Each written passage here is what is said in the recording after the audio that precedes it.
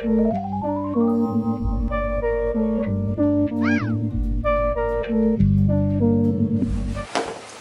guys. Hey guys. I'm Sequina, aka Q. I'm Jamila. So if you guys are tuning in to our channel for the first time, we're 11 Labels TV, and this is The Browns Do a Baby. So this is going to be our first episode of our first appointment that we had back in September. So we are doing our IUI process at the Georgia Reproductive Specialist here in Atlanta, Georgia.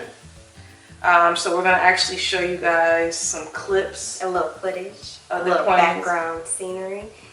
We don't have too much because, of course, when you're in the moment of these types of things, you can't really get footage. So through this whole process, we're going to definitely try to get as much, but if we can't, hope you guys understand why. So other than that, we could go ahead and let the footage roll, and then we'll be back to talk about it in a few.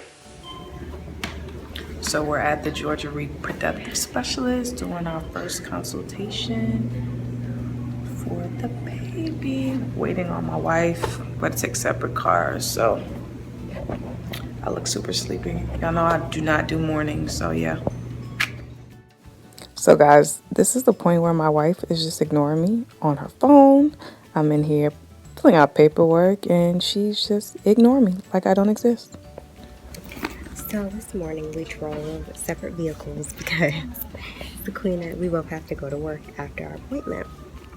So I was running about 10 minutes behind Sequina because I had to get breakfast. Come on. So I get here and I call her and she doesn't pick up my phone call. So then I call her again and I say, hey, where are you? She's talking, whispering, I'm in the office, sitting down. Because she left me. So she acted like she had an appointment by herself. So when I walked into the doctor's office, I too acted like I was here by myself. She's posting about me on Facebook. Yeah, I am. Who are you again?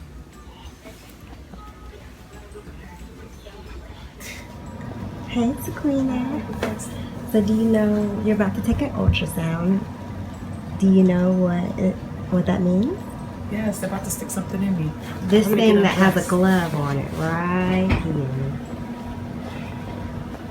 Oh. I didn't see that. I know. And right now, you're nude from the waist down. How you feeling? I'm editing that part. No, you're not. It's I funny. am. Why? I don't want nobody to know nude from the waist down. Girl, it's funny. Come on, it's just funny. Sorry, girl. Put your feet in them stirrups. Yeah. I always think it's so strange because those things are so far apart. Well, I guess for me because I have short legs.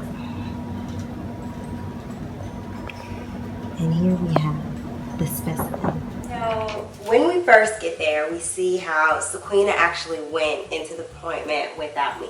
And she wasn't joking. I was really upset. She was like real bad, big mad. I was big mad. And I posted it on Facebook just to like make light of the situation, just because at the end of the day, even though I was mad, I could still see the humor. Like, even when I'm mad about stuff, I could still see the humor in a lot of things. So I was like, this is going to be funny. But, yeah, she walked into that appointment like she didn't have a partner. And then she was trying to talk to me like, hey, babe, can you help me fill out this paperwork? Who? So, yeah, she was real big mad. So that was our consultation. Going into it, I thought it was just going to be a sit down, talk with the doctor, what to expect, going over options. The appointment rolled really fast. Like, it was like a 9 o'clock appointment and we ended up staying there till after 12. During the initial consultation part, we sat down with the doctor. She thoroughly explained what IUI is and what IVF is. And the differences. The differences and, you know, what options would be best for us. She, you know, lets you know that, of course, when you're doing infertility treatment, there is the possibility of having multiple babies. So, you know, we fell out, passed out at that time, woke back up, and realized we had to keep it moving. Did you say we fell out? Yes. So, yeah, so that's the first part. Then second, we did blood work. So I did blood work. They did a whole bunch of tests. They took her blood, Yeah, and then they did a lot of genetic testing. And the reason why they take Sequina's blood is just because there's certain genetic testing that we have to make sure that our donor, his sperm, matches with Sequina's eggs in her body. And then we also have to make sure, do a full STD, STI screening. And I had to do one as well. Yeah, sickle cell. What else? What is that one? They did a glucose test. What is the CMF one? CMV. So they explained to us CMV, and we'll make sure to add what it fully stands for at the bottom. And it says it's almost like smallpox. So a certain percentage of the population has already been exposed to it, and a certain population hasn't. So you want to be, if you're CMF negative or positive, that really does help you that really helps you select what kind of donor you want to have. Correct. So those are the important things in the testing. As you've seen in the clip, that ultrasound came out of nowhere. I wasn't ready for that. Wasn't prepared. I don't even know if I had on the right draws that day for that. What kind of draws do you need to have? My special. When I was a doctor, I like to wear my polo draws. Okay. What special draws?